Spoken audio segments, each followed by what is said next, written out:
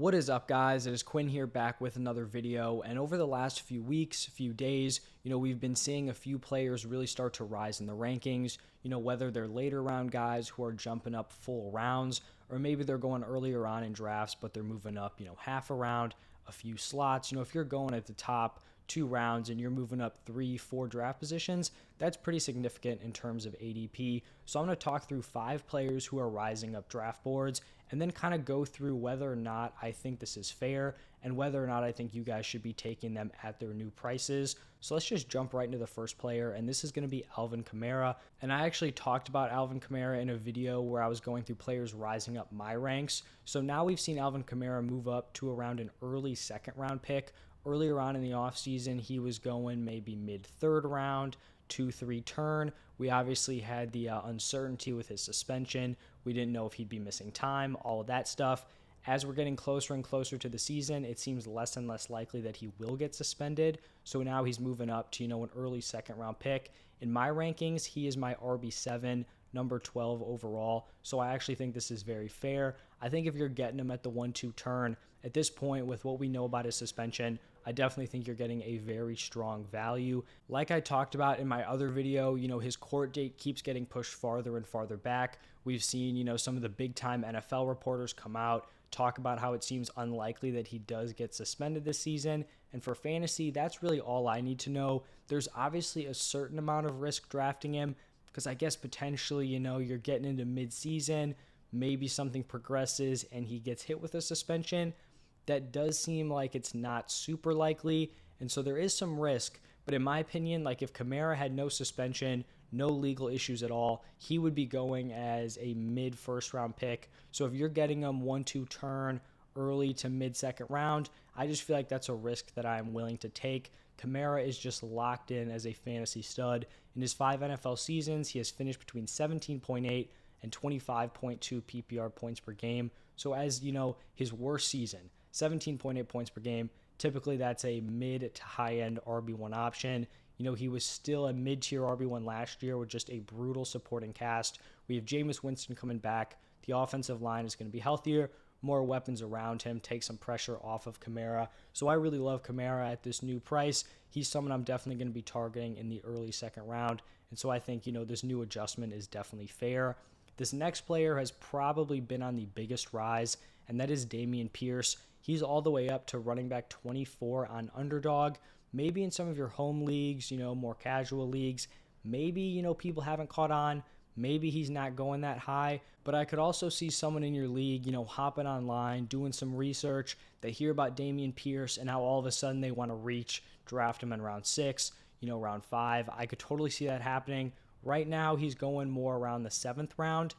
I think that overall ADP is fair. For me, I do not have him at RB24. I have him more in that 26, 27, 28 range. But in terms of a 7th round value, I think that's a fair price to pay for Dameon Pierce. It totally seems like he has locked down the early down role in this offense. Marlon Mack was cut. I think we're going to see Damian Harris first, second down, probably in the red zone also. The issue right now that I think is capping his ceiling would be the receiving role. Right now, that looks like it's going to go to Rex Burkhead. But, the upside is there because Burkhead is a 32-year-old running back. He was never a top athlete. He's torn his ACL in the past, so it's not like he's had this, clean bill of health, just a super durable running back. So I think it's totally possible Dameon Pierce overtakes Burkhead throughout the season. He had a pass-catching role at Florida in college, caught 17 passes in 2020, caught 19 in 2021. So right now, Dameon Pierce already has a set role, is probably going to be startable on a week-to-week basis. And then, maybe we're getting into mid-season, and maybe he just takes over a full 3-down workload, and then you're probably getting a steal with him in the 7th round. Even on a bad Texans offense, I still think this is a spot where he can produce and be, a solid, maybe, he's a solid flex play, or maybe he's an RB2 on a team where you pounded wide receiver, elite quarterback, elite tight end. Really, I think, no matter how you're structuring your team, Dameon Pierce can be a solid weapon on there. Now on to the third player rising in the ranks, we have Michael Gallup. And Michael Gallup is someone I have been very high on all offseason long. I feel like people were kind of throwing him away just because of that ACL injury. We saw Jalen Tolbert going ahead of him at one point, and he just kind of kept getting buried in the wide receiver rankings. Right now, he's coming off the board as the wide receiver 57 on Underdog. So you're still basically, getting him on your team as your number 5. And if he's injured, you could also toss him, on the IR spot, depending on how your league settings are. But he was not placed on the PUP list heading into the season.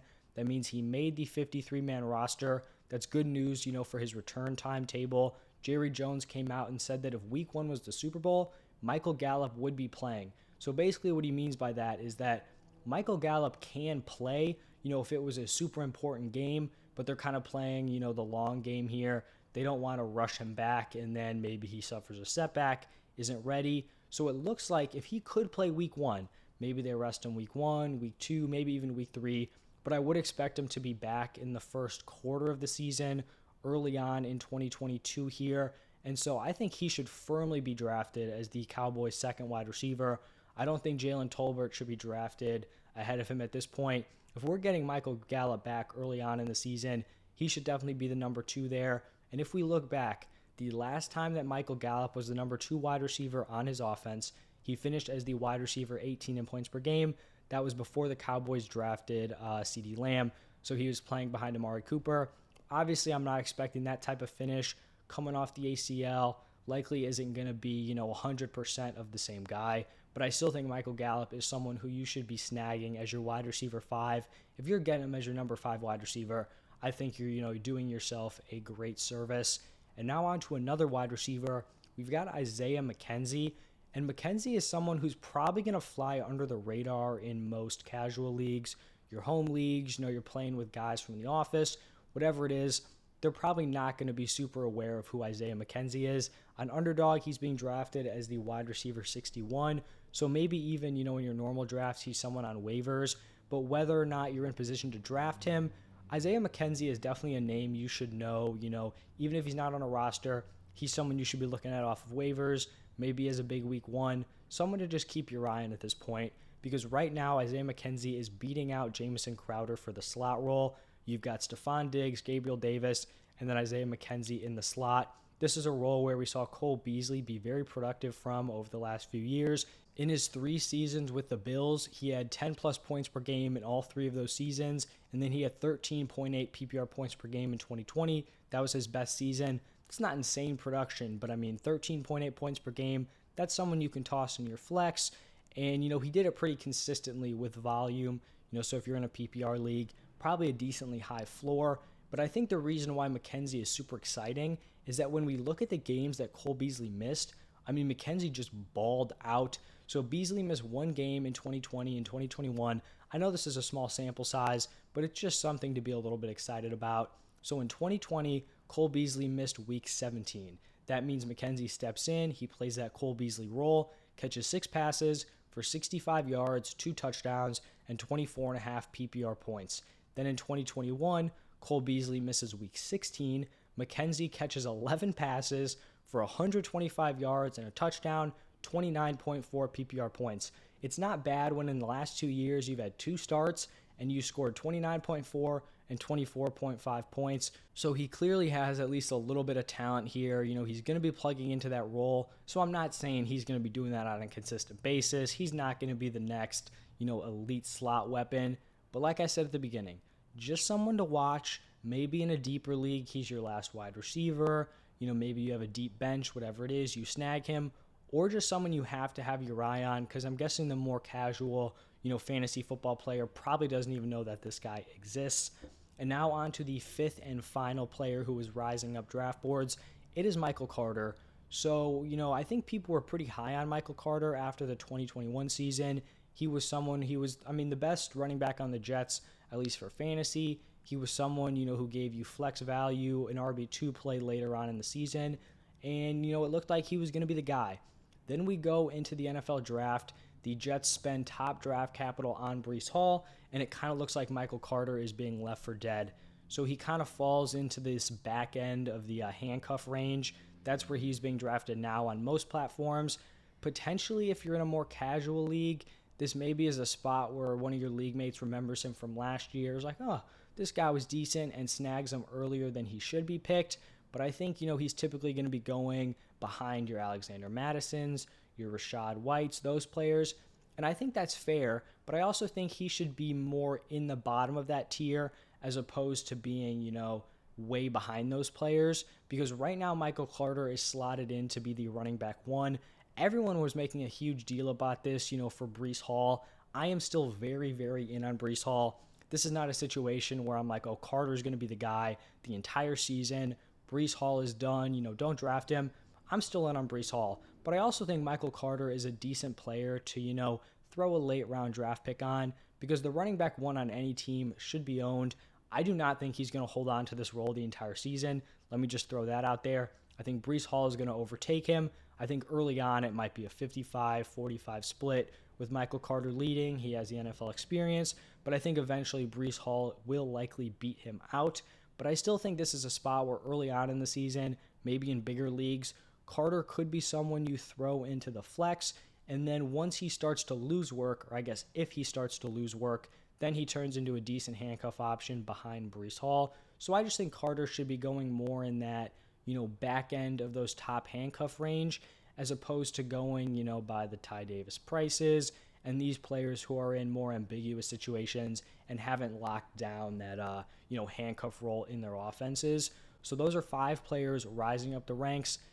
Basically I feel like I'm in on all of them. Talked about Kamara. I've liked his price. Then we had Dameon Pierce. I think it's a fair price for him. Gallup, I've been in on for a while. And then McKenzie, Carter, just kind of players to keep your eyes on. So those are the guys. Let me know what you guys think down below in the comment section. I think I have one more video before I start getting into week 1 content. I believe I'm going to be going through, early season strategy, how to operate maybe trades, stuff like that. Just kind of some overall tips. I feel like a lot of people are kind of into their drafts, already have their teams, or, I feel like I've put out enough content where if you are drafting this weekend, you have enough to kind of go through. And then I'll start jumping into the week 1 stuff, get a head start on some start sits, all of that. I feel like people are kind of really gearing up. They're ready to go. They want to, set the rosters, all of this. So stay tuned for all of that. Thank you guys for stopping by. Hit that like button, subscribe to the channel if you enjoyed, and I'll see you in the next one.